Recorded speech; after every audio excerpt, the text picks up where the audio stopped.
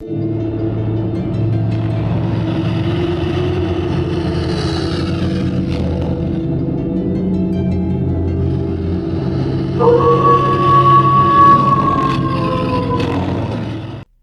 sombrios! Passando rapidinho para pedir a vocês que deixem seu like, compartilhem o vídeo e, se não é inscrito, se inscreva. Se deseja ajudar o canal a crescer, clica no botão de valeu e contribua com o que seu coração desejar, ou seja membro. Sem mais, vamos pro vídeo. Diante do horror que se desenrolava à sua frente, Christian, como mero espectador, ouviu com uma clareza que lhe provocou náuseas a voz rouca e implacável de Coutinho, um dos responsáveis pelo massacre, gritando ordens aos seus peões. "Mate todos!" A voz soava imponente e repleta de ódio. "Mas os Calderi, eu quero cortar suas cabeças pessoalmente. Quero eles vivos." A lembrança daquelas palavras fez o coração de Christian acelerar. Ele sentiu a fúria borbulhar novamente em seu peito, uma raiva avassaladora que o consumia de dentro para fora. Ele lembrou-se de seus pais, de sua irmã, de seus irmãos, todos os rostos, todas as vidas que foram destruídas naquela noite. Os gritos de dor, o cheiro de carne queimada e sangue fresco. As memórias retornaram com a violência brutal, como uma enxurrada implacável de dor e desespero, que Christian não conseguia controlar. O cheiro da plantação de café parecia arrastá-lo de volta àquela noite, forçando-o a reviver cada detalhe horrível do massacre que destruiu sua vida, sua família e seu povo. Os lobisomens, feras selvagens e desumanas, controladas pelos fazendeiros, dilaceravam seu povo. Não havia misericórdia, não importava se eram adultos ou crianças. O massacre não distinguia ninguém. As garras afiadas, os dentes da fera se cravaram na carne de cada um que cruzava seu caminho, enquanto os fazendeiros assistiam com um prazer doentio. Eles atiravam a queima-roupa nos que ainda resistiam, esvaziando seus rifles com risos cruéis, terminando o serviço que as bestas iniciavam. Partes de corpos, braços, pernas, cabeças começaram a se espalhar pela fazenda, criando uma paisagem grotesca de destruição. Aqueles que tentavam correr para suas casas em busca de um refúgio eram arrastados para fora de seus esconderijos, mortos ali mesmo do lado de fora, sem nenhuma chance de defesa. Outros que fugiam para as plantações de café eram perseguidos pelas feras que avançavam com uma precisão cruel, caçando-os um a um, rasgando suas gargantas e despedaçando seus corpos com uma violência visceral. Foi então que ele a viu. Sua irmã, uma jovem cheia de vida, foi capturada. Uma das feras cravou as garras em sua perna, e apesar de seus gritos desesperados, a criatura arrastou, como se fosse nada além de uma presa indefesa, até a presença de Coutinho. O olhar de ódio no rosto do fazendeiro era algo que Christian jamais esqueceria. Coutinho desembaiou um facão, seus olhos brilhando com uma mistura de inveja, ganância e puro preconceito. Sem hesitar, ele cortou a cabeça de sua irmã. O sangue espirrando sobre a terra sagrada que outrora pertencia à família de Christian. A cabeça rolou pelo chão, os olhos da irmã ainda abertos, em choque e terror. Coutinho cuspiu no corpo dela, com o desprezo que queimou nas memórias de Christian como um açoite. Ele se viu ali, aos 15 anos, cercado por todo aquele horror. Ele gritou, mas seus gritos eram inúteis, abafados pelo caos ao redor. Então ele viu seu pai, um homem forte e corajoso, que corria freneticamente e desesperado para encontrar Christian, sua esposa e sua filha. Quando seu pai encontrou o corpo da filha, caído e ensanguentado, algo dentro dele se quebrou. O grito de dor que ecoou da garganta de seu pai parecia sacudir o próprio céu. Outra fera o atacou, sem piedade. O lobisomem o lançou ao chão, rasgando-lhe o corpo e o arremessando aos pés de Coutinho, como se fosse uma oferenda macabra. O pai de Christian olhou para Coutinho, seus olhos vermelhos de lágrimas e ódio, e com a voz rouca ele proferiu uma maldição que ressoou nas profundezas da terra. Que a mesma morte chegue para você e seus descendentes, para todos os que o ajudaram nisso. Que o sangue derramado aqui clame por justiça, e que a maldição persiga você, seus filhos e os filhos de seus filhos, até que nenhum de vocês caminhe nesta terra. O silêncio que se seguiu foi cortante. Coutinho se aproximou lentamente, o olhar cruel e fixo no homem quebrado diante dele. Ele agarrou o pai de Christian pelos cabelos, levantando sua cabeça de modo que seus olhos ficassem nivelados. Que assim seja, cigano imundo. O sussurro de Coutinho era cheio de desprezo. O facão brilhou sobre a luz das chamas quando Coutinho cortou a cabeça de seu pai, decepando-o com uma facilidade aterrorizante. A cabeça rolou até os pés de Christian, como um lembrete cruel de tudo que ele havia perdido. O jovem Christian, de apenas 15 anos, mal conseguia respirar enquanto o pânico e o terror o dominavam. Ele estava paralisado, um observador imponente do massacre que se desenrolava diante de seus olhos. Mas então ele sentiu a mão de sua mãe agarrando a sua, com a força que só uma mãe desesperada poderia ter. Ela o puxou, arrastando-o para longe do horror. Ela correu com ele pelos campos, o coração acelerado, o medo estampado no rosto.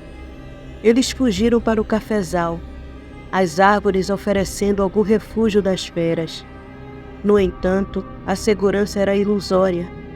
Os tiros ecoavam pela noite, o som perfurante das balas cortando o ar ao redor deles. Sua mãe foi atingida, 2 tiros no ombro e no abdômen. Ela cambaleou, mas não parou. Mesmo ferida, ela continuou correndo, apertando firme a mão de Christian, determinada a protegê-lo a qualquer custo. Ele os ouviu chamá-los de animais. A voz de Fagundes, um dos fazendeiros, ressoando na escuridão. Eles riam, chamando-os de bichos, enquanto a fera de Coutinho era enviada para caçá-los, seus olhos famintos buscando o cheiro de sangue fresco. Sua mãe encontrou um velho galpão. Com um pouco de esforço que restava, ela escondeu Christian entre as madeiras velhas, enfiando-o no canto mais sombrio. Ela apanhou um punhado de terra, fechou os olhos e pronunciou uma reza antiga, uma prece cigana, que Christian mal conseguia ouvir. Ela soprou a terra sobre ele como um feitiço de proteção, e então se levantou enfrentando o destino que sabia ser inevitável. Ele a viu se arrastada, assim como sua irmã, pelas garras da fera de Coutinho. Ela foi levada de volta ao campo da matança, onde Coutinho, já banhado pelo sangue de sua família, aguardava com seu facão ensanguentado. Ela cuspiu nele com todo o desprezo que ainda tinha, recusando-se a implorar por sua vida. Isso apenas aumentou a fúria de Coutinho, que com um movimento rápido e brutal, decepou a cabeça de sua mãe, assim como havia feito com seu pai e sua irmã. Naquela noite, os fazendeiros e suas feras procuraram por Christian. Eles vasculharam os escombros, passaram várias vezes perto do galpão, onde ele estava escondido, mas não o viram, e então, para encobrir seus crimes, atearam fogo a tudo. arquitetando o incêndio como se fosse um acidente.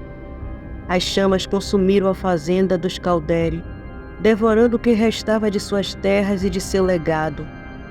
A luz do fogo brilhava no céu como um sinal de destruição, que os fazendeiros acreditavam ter concluído. Mas Christian sobreviveu. No meio do caos e da fumaça, ele viu uma figura surgir da escuridão. O pajé, um velho xamã, invadiu o cafezal em chamas. Com a força de sua magia, o pajé abriu caminho entre as chamas e o tirou de lá, levando o último sobrevivente da família Calderi para longe do inferno, em que sua vida havia se tornado. Agora, anos depois, Christian estava de volta, e com ele, o espírito de vingança, que aguardara tempo demais para ser libertado. Christian respirou fundo, sentindo o cheiro das plantações, do gado e, acima de tudo, o cheiro podre da traição e ganância daqueles homens que haviam destruído tudo o que ele amava. Agora era a sua vez. Ele não era mais uma vítima, não era mais o homem quebrado de outrora. Agora, ele era o caçador, e seus inimigos seriam suas presas. A voz de Nulo ecoou mais uma vez em sua mente, impiedosa e cruel. A hora chegou, Christian. Esses homens roubaram seu mundo. Agora, você tomará o deles. Christian rosnou novamente, seus dentes à mostra, enquanto a raiva transformava-se em puro desejo de vingança. Ele estava pronto. Christian encarou a lua cheia com os olhos repletos de dor e ódio. As lembranças daquela noite terrível, o massacre de sua família, queimava como brasa em seu peito. Ele tentou gritar, liberar toda a revolta e sofrimento acumulados, mas o que saiu de sua garganta não foi um grito humano. Foi um uivo poderoso e primal, que ressoou por toda a mata, espalhando-se como uma onda de força pelas fazendas vizinhas. O som cortante do uivo perturbou a noite. Animais de criação se agitaram em seus currais. Cães de guarda começaram a latir, confusos e aterrorizados. A brisa fria da noite carregava o cheiro de Christian. Agora uma fera. Até os cães, que sentiram a presença de algo antigo e perigoso. Mesmo sem vê-lo, eles sabiam que algo monstruoso estava à espreita. Com sua audição aguçada, Christian podia ouvir o que se passava em cada uma daquelas fazendas. Os peões, nervosos com a agitação dos animais, tentavam acalmá-los. Alguns gritavam ordens para que os cães se calassem. Outros iam até as porteiras, suas mãos suando, enquanto verificavam as cercas. Espingardas eram engatilhadas, e o som seco do mecanismo ecoava no ar.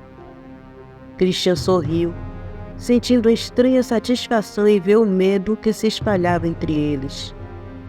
Era um poder incrível, quase intoxicante, mas não suficiente.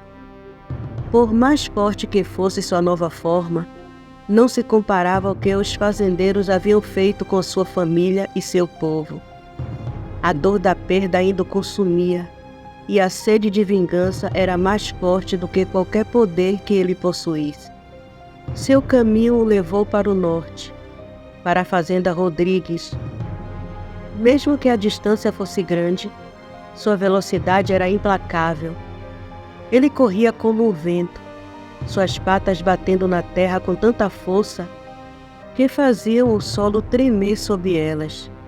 Arbustos e galhos de árvores eram despedaçados enquanto ele passava, sua nova forma lupina rasgando o caminho com uma fúria silenciosa.